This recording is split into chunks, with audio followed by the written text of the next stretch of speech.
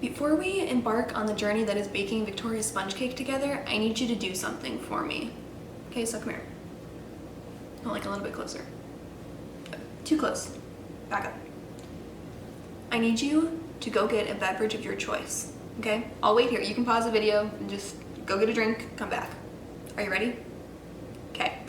I need you to take a sip of that drink anytime that I say Victorian, but I really mean Edwardian, because this book jumps back and forth between those two time periods. And I know I'm gonna say Victorian, and I really mean Edwardian, because it changes over in 1901.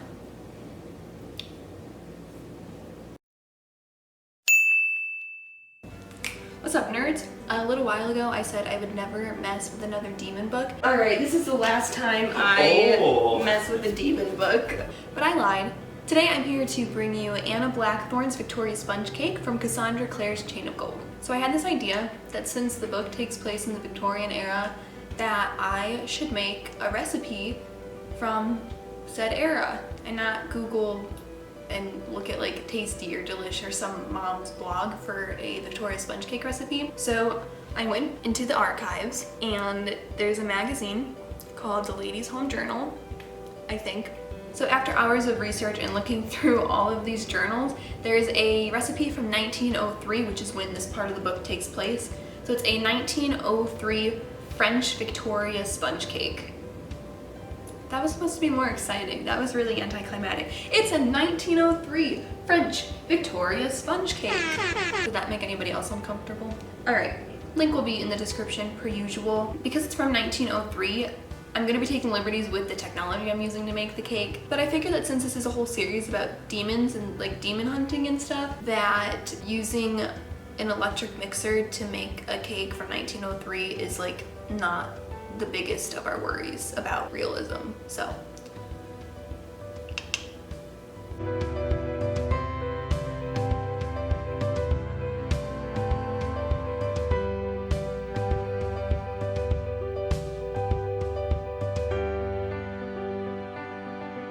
How do you fold it? Do you fold it in half like a piece of paper and drop it in the pot, or what do you do?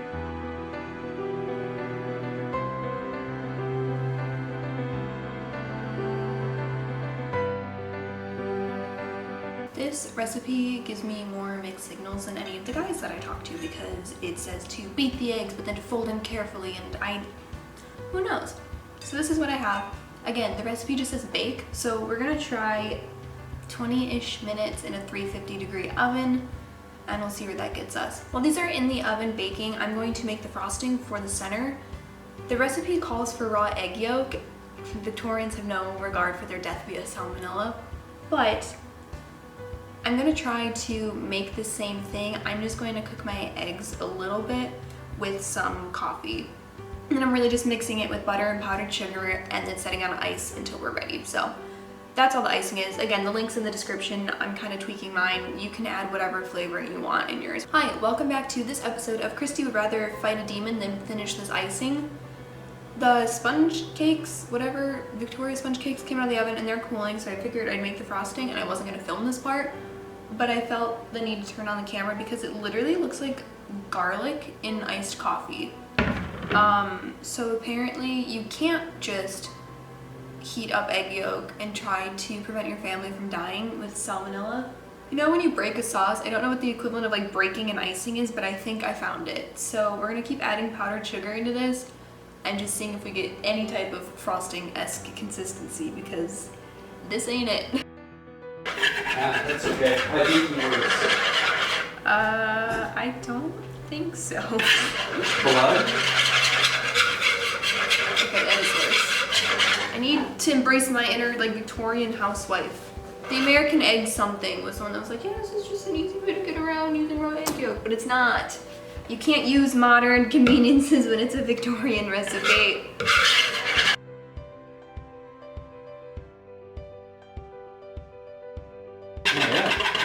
It's working.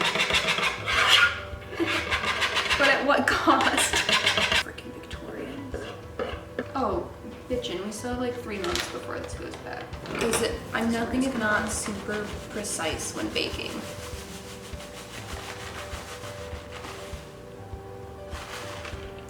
Okay. Do you need a knife? Yeah. Don't we all? How would you fix this? What would you do? I would just eat it. What would you do? Can you, yeah? Oh, okay. Alright, yeah, you go think about it and come back and tell me. That fiasco of icing is in the freezer right now, trying to firm up before we actually build the cake. Should have known Anna Blackthorn would be my downfall, but I was too naive, so we're gonna go ahead and build this anyways and see if the frosting actually holds up. After today's episode, I don't want anyone to talk to me about Frosting Gate 2K20. First it was the pandemic, and then there were aliens, now there are murder hornets, and then bad frosting. Everything's equally on the same level of awfulness, obviously. So I'm gonna go ahead and level these cakes so that we can actually build the Victoria sponge. I'm just really excited that I can use my cake leveler again. So here we go. I'm really glad you're here for moral support. That's really nice. You wanna be my parabatai? Okay, we'll talk later. Ooh, this is really tough. I don't think a sponge cake is supposed to be rock solid. Freaking Victorians. Can this cut me? Should I be more careful? Okay, Google, can a cake leveler cut you? Okay, whatever. It's level. I stopped caring. I stopped caring. On the plus side, the frosting firmed up a bit. It's kind of a gross color. It's like if you were watching the Teletubbies in sepia or something, and then the frosting goo was this color. But here we go, whatever, just slap this on. I wish everything was just better. Because I don't think I added enough powdered sugar to this recipe, I'm gonna go ahead and dust the top with some, just to give it that extra little, try and confuse people about the fact that it is oozing over the sides and not anything that the Merry Thieves would fight over. Hey Dave, wanna come try this cake? No. It's coffee flavored. I'll be there one sec. When I was reading the Victorian journal, it was saying that instead of using a knife, you should use 2 silver forks. Too tall again. Well, shrink a little. 2 silver forks instead of a knife. But I don't really see that going over well, so screw the Victorians. Sorry, I don't mean it. And I'm gonna use a knife and a fork. I So a really little bit don't of know what this is compromise. supposed to look like, so it looks Not- good to me.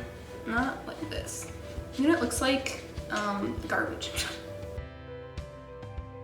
I take everything back. That's so good. Are you kidding me? Am I being harsh right now? No, you're being quiet. No, but should I be harsh? Is it gonna make me cry? It's dry. What's this frosting? Egg yolk and powdered sugar and coffee and more powdered sugar and butter and then more powdered sugar. So there's no powdered sugar in this. I would give it. Wait, on the count of 3 we'll say it, okay? Out of 10. 1, 2, 3. 6. 7.6. Oh, 7.6. Were you inspired by the Declaration of Independence? Will there be a link? In the description. Subscribe. Like and subscribe. And then share this video on all of your social media platforms. Retweet, like, share, Comment. repost, read. Yeah, all of that, and then some. I'm not gonna forget Molly this time, so let's go give Molly puppy safe. What? Molly. All right, we're gonna go give Molly a puppy safe Victoria sponge cake. Have a great day.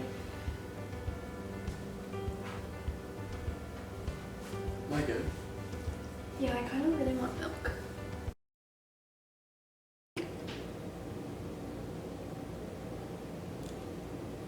I swear, every time I do demon books, things happen.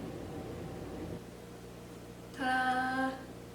I'm also not sure who gave the okay for me to like a Fairchild over a Herondale, but here we are. You have any hidden talents? Yeah. I'm a mess. Can I have a kiss? Thank you. I'm glad you're excited about this because I've kind of lost my gusto for this. I don't know if it's because I suck or the coffee wore off or what, but like, man.